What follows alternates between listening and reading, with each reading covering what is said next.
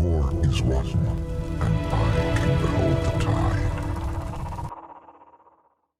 Hey everyone and welcome. In this video we're going to be having a look at the farce that is the Russia-Ukraine conflict and the West's leaders' lockstep response. Now, as you're probably aware, the people of the Donbass region, all four regions, have just held referendums on whether they want to succeed from Ukraine and join Russia. Now obviously the West are not liking this at all. This is the chief fraggle in charge, the fumbling bumbling fool that is Biden, talking about it, saying that they will never recognise Russia's claims. Let's have a listen to that.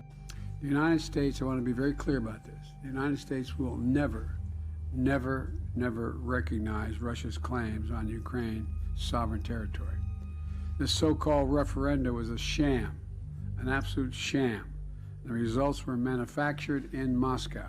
It's Zelensky himself saying exactly the same thing. Russian referendums in occupied parts of Ukraine are a farce. It doesn't stop there. Liz Truss jumped on the bandwagon straight away, as you can imagine. The UK will never accept the regions of Donetsk, Luhansk, Kherson or Zaporizhia as anything other than Ukrainian territory. It's not up to her, by the way. But that wasn't all. She then went on to say, I spoke to President Zelensky earlier to undermine steadfast support in light of Russia's sham referendums, which we will never recognise. What she actually means is we're going to continue to be sending fuck tons of your tax monies that should be spent on our cost of living crisis that the Tories and leaders have manufactured, and give it hand over fist to one of the most corrupt nations in Europe. Joke. So it's funny, isn't it, that democracy isn't democracy when it's not their democracy.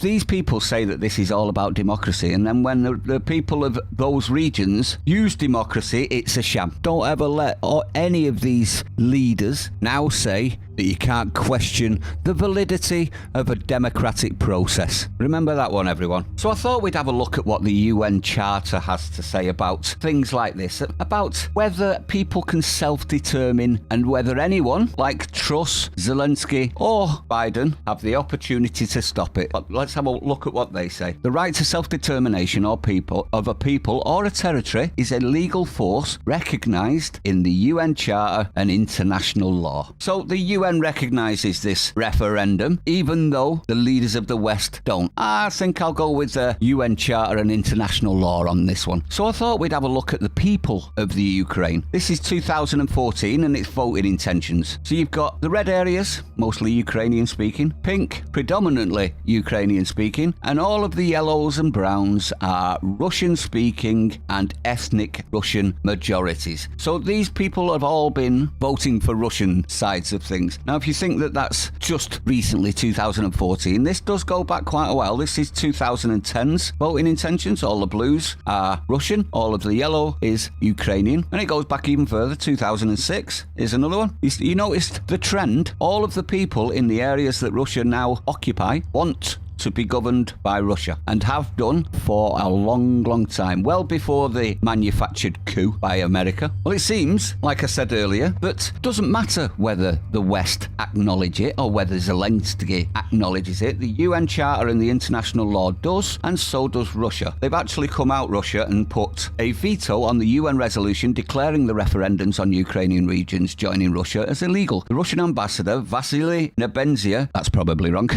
defended the referendums, claiming that more than 100 international observers from Italy, Germany, Venezuela and Latvia who observed the voting recognised the outcomes as legitimate. So they've come out fighting, and the people have voted, in my honest opinion, the way that they would always going to vote, and that is to get out of the Ukraine. That's not illegitimate, it's not a farce, it's definitely not a sham, and it's definitely not illegal, and it's definitely not annexing it. It's seceding, isn't it? If a people want out of a country and their whole area is a majority of those people, does the country have a say? Just like we gave Scotland a referendum, we actually honoured it. Ukraine won't.